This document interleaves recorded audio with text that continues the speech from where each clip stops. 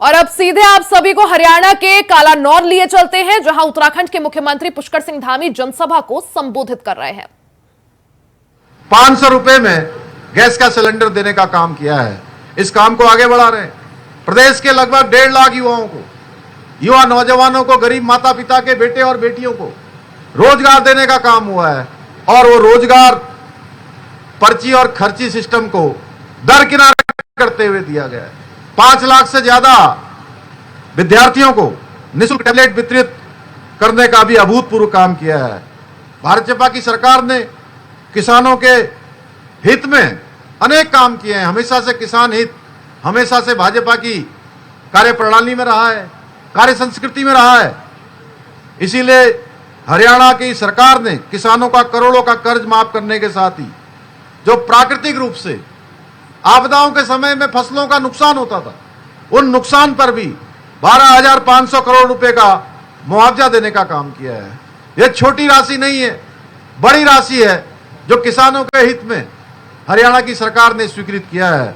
इसके साथ ही आज चुनाव का समय आ गया है। आपके बीच में भी तमाम नेतागण आ रहे होंगे, कांग्रेस के नेता भी आ रहे हैं, सभाओं में भी बोल रहे हैं और बड़ी बड़ी बातें कर रहे हैं एमएसपी को लेकर। हमारे संजीव बालियान जी जिस क्षेत्र का प्रतिनिधित्व करते हैं, मुजफ्फरनगर क्षेत्र, वो क्षेत्र किसान बाहुल्य क्षेत्र है। हम जानते हैं हरियाणा पूरा किसानों का क्षेत्र है। हरियाणा के किसानों के द्वारा उगाई हुई फसलें आज देश दुनिया के अंदर अपना नाम कर रही हैं। और आज ये एमएसपी को लेकर कांग्रेस के लोग बड़ी बड़ी बातें कर रहे हैं, लेकिन इन्होंने अपने समय में किसानों के लिए कोई काम नहीं किया। ये हमारे हरियाणा की डबल इंजन सरकार है जिसने हरियाणा में 24 फसलों पर एमएसपी लागू करने का अभूतपूर्व कार्य किया है और यह कार्य आगे भी बढ़ता रहेगा। इसके साथ ही देश के अंदर प्रधानमंत्री जी ने अनेक ऐतिहासिक निर्णय लिए हैं और अनेक ऐसी गरीब कल्याण की योजनाएं जिनके बारे में कभी देश की आजादी के बाद सोचा नहीं गया कि ये योजनाएं भी देश के गरीब लोगों के लिए, देश के किसानों के लिए, देश के अंतिम छोर में रहने वाले लोगों के लिए ये योजनाएं लागू होनी चाहिए। चाहे वो जनधन योजना हो या प्रधानमंत्री आवास योजना हो, गरीब कल्याण अन्न योजना हो, आयुष्मान भारत योजना हो, किसान सम्मान निधि योजना हो, लखपति दीदी हो, ऐसे अनेक योजनाएं आज देश को दी हैं। भाइयों बहनों, ये भाजपा की सरकार है जो हरियाणा की 36 बिरादरियों को साथ में लेकर चलती है। ये भाजपा की सरकार है जो ईमानदारी के साथ जन जन के कल्याण के लिए दिन रात काम करती है। भाइयों बहनों, कोई भेदभाव किसी जाति में नहीं करती है। वहीं दूसरी तरफ आज जो चुनाव के इस मैदान में खड़े हैं वो कौन सी पार्टियां हैं? आप एक बार अगर उनके बारे में ठीक से अपने मन में विचार करेंगे तो आपका सारा जो कोई भी अगर मन में संदेह होगा तो संदेह दूर हो जाएगा। दूसरी तरफ है कांग्रेस जैसी पार्टी जिसने हमेशा ही भ्रष्टाचार बढ़ाने का काम किया है, जातिवाद और परिवारवाद को बढ़ाने का काम किया है। 10 वर्ष पहले जब हरियाणा के अंदर यही कांग्रेस की सरकार थी तो यहां इस कांग्रेस की सरकार से जनता त्राहिमाम कर रही थी। चारों ओर भ्रष्टाचार फैला हुआ था, गरीबों, दलितों और किसानों का हक मारा जा रहा था।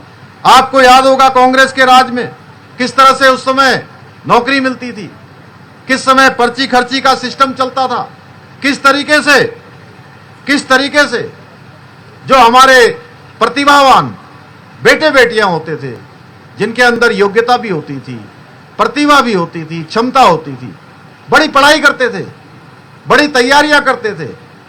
हमारे में से भी बहुत सारे बेटे बेटियां जिनको हम तमाम प्रकार की नौकरियों के लिए तैयारी करवाते हैं, लेकिन उन तैयारी करने वालों का नंबर नहीं आता था। मैं जो भी बोल रहा हूं, मैं वो बात बोल रहा हूं जो हरियाणा के अंदर हुआ।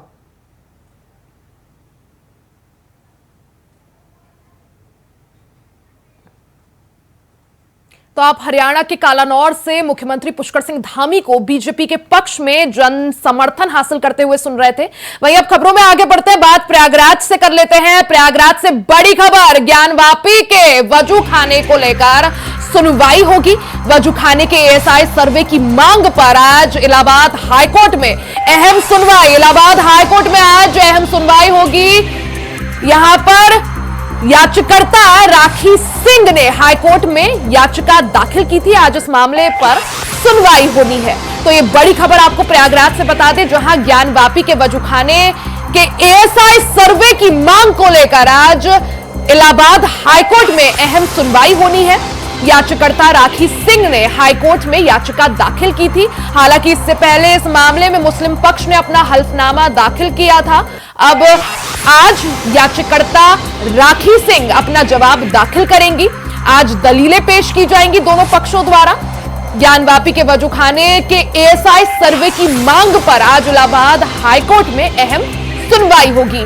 हालांकि इससे पहले श्रृंगार गौरी केस की मुख्य याचिकाकर्ता राखी सिंह ने जिला अदालत का रुख किया था और वजूखाने के एएसआई सर्वे की मांग की थी। हालांकि जिला अदालत ने सुप्रीम कोर्ट के फैसले को पलटने से, या सुप्रीम कोर्ट ने जिस तरह से इस मामले में यथास्थिति बरकरार रखने का फैसला सुनाया था, उसके बाद जिला अदालत ने हस्तक्षेप करने से इनकार कर दिया था और याचिका को खारिज कर दिया था, जिसके बाद याचिकाकर्ता राखी सिंह ने इलाहाबाद हाईकोर्ट का रुख किया है। इलाहाबाद हाईकोर्ट में इस मामले पर आज सुनवाई होगी। वजूखाने के एएसआई सर्वे की मांग को लेकर इलाहाबाद हाईकोर्ट में आज अहम सुनवाई। याचिकाकर्ता राखी सिंह ने हाईकोर्ट में याचिका दाखिल की और एएसआई सर्वे की मांग की है। ज्यादा जानकारी के लिए सीधा रुख कर लेते हैं संवाददाता शोएब रिजवी का। शोएब, जिस तरह से ज्ञानवापी के वजूखाने की एएसआई सर्वे की मांग को लेकर आज इलाहाबाद हाईकोर्ट में अहम सुनवाई, कितने बजे सुनवाई होगी और आज की सुनवाई में क्या कुछ अहम और महत्वपूर्ण?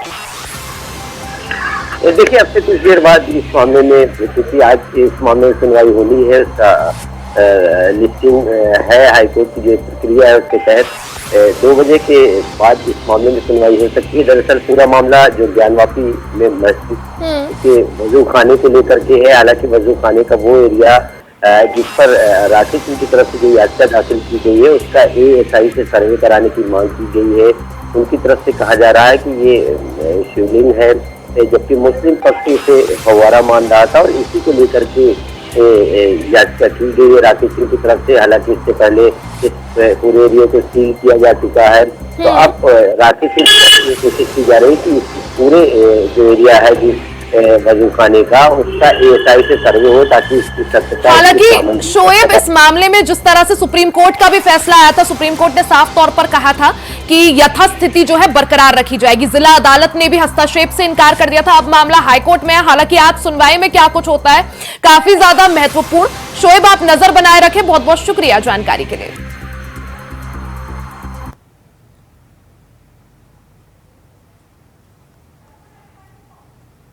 वहीं 2 अक्टूबर को प्रधानमंत्री नरेंद्र मोदी झारखंड के दौरे पर रहेंगे। रांची से बड़ी खबर, प्रधानमंत्री नरेंद्र मोदी 2 अक्टूबर को झारखंड के दौरे पर रहेंगे। झारखंड के हजारीबाग से करोड़ों की सौगात प्रधानमंत्री नरेंद्र मोदी देंगे। धरती आबा जनजातीय ग्राम उत्कर्ष अभियान का पीएम मोदी शुभारंभ करेंगे। साथ ही एकलव्य स्कूलों का भी उद्घाटन करेंगे और आधारशिला रखेंगे।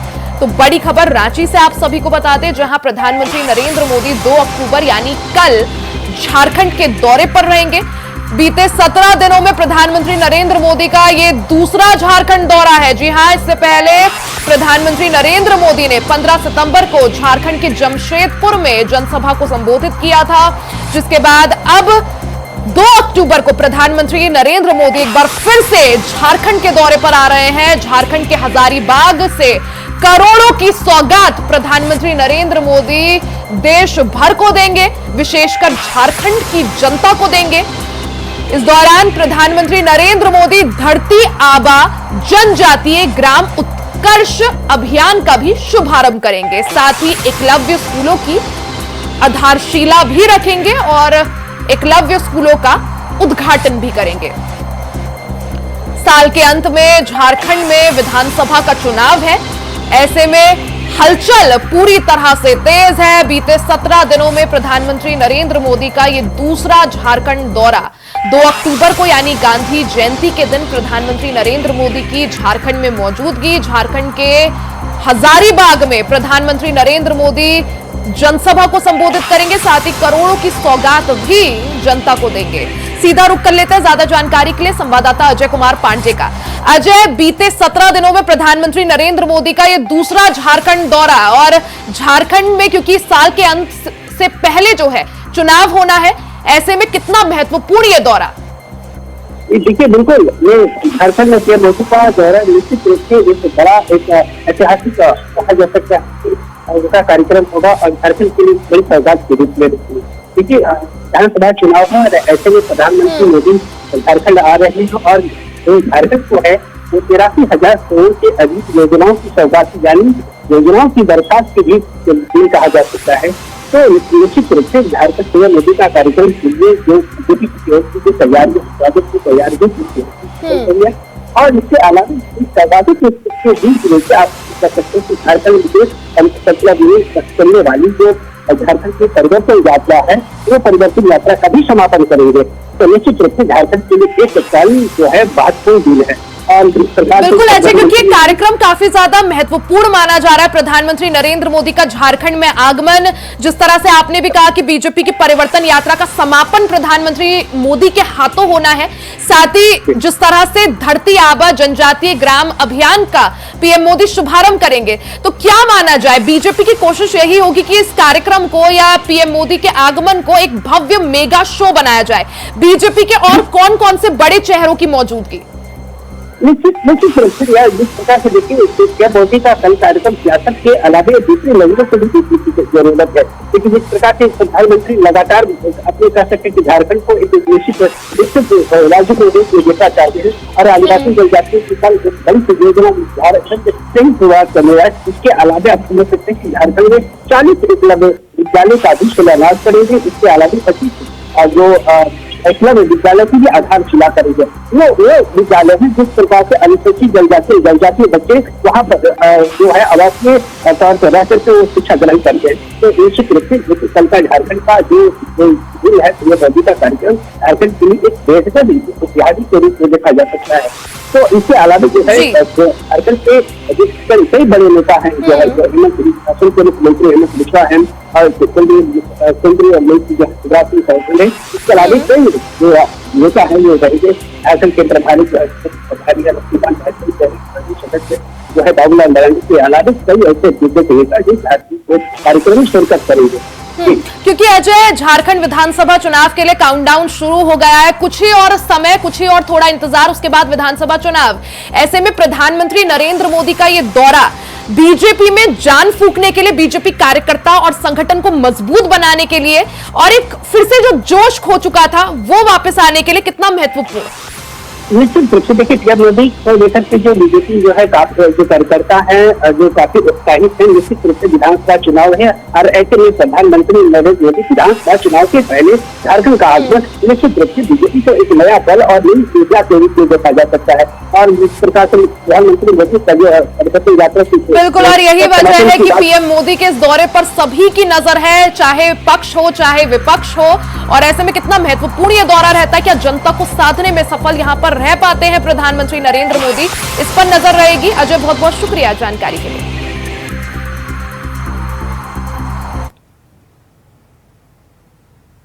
खबर कानपुर देहात से है, जहां फैक्ट्री में हुए भीषण अग्निकांड मामले में प्रशासनिक लापरवाही सामने आई है। बता दें कि अधिकारियों की कार्यशैली पर मृतक मजदूरों के परिजनों ने गंभीर आरोप लगाए हैं। परिवार वालों का कहना है कि मृत्यु प्रमाण पत्र के लिए दर दर उन्हें भटकना पड़ रहा है।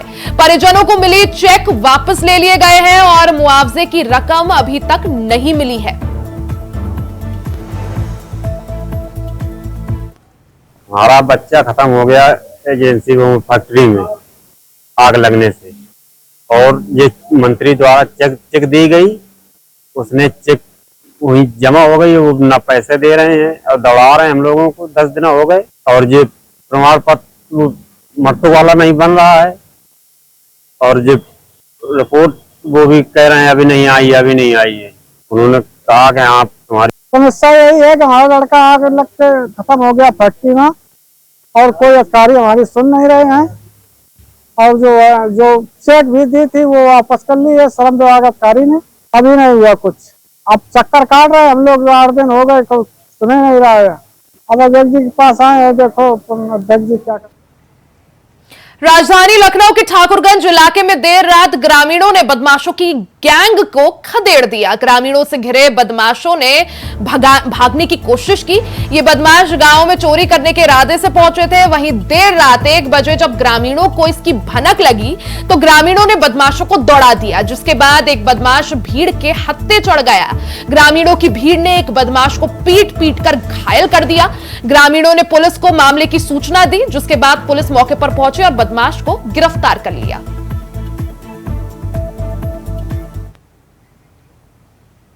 खबर मेरठ से है, जहां गांव में रहने वाले युवक ने लाखों की चोरी को अंजाम दे दिया। बता दें कि लिसाड़ी गेट क्षेत्र में कमेटी के 90 लाख रुपए लेकर एक युवक फरार हो गया। वहीं लोगों ने युवक के घर का घेराव कर जमकर हंगामा किया, जिसके बाद मौके पर पहुंची पुलिस ने लोगों को शांत कराया और आरोपी की तलाश पुलिस ने शुरू कर दी है।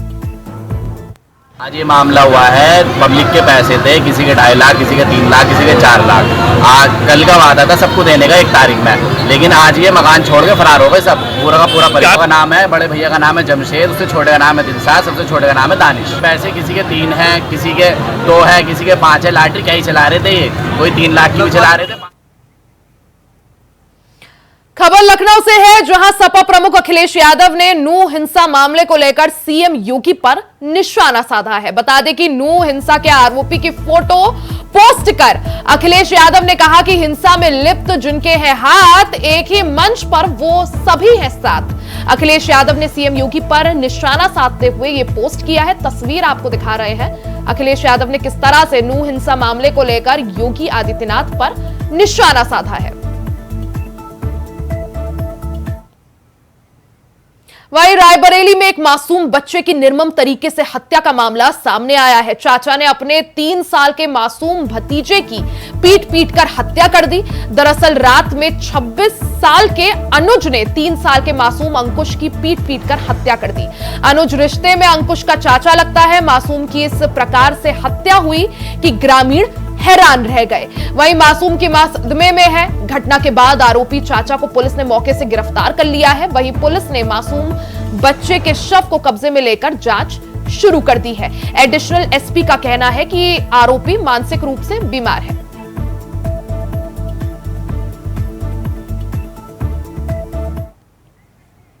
खबर इंडिया वॉइस में फिलहाल के लिए सिर्फ इतना ही। खबरों का सिलसिला जारी रहेगा, बने रहे हमारे साथ।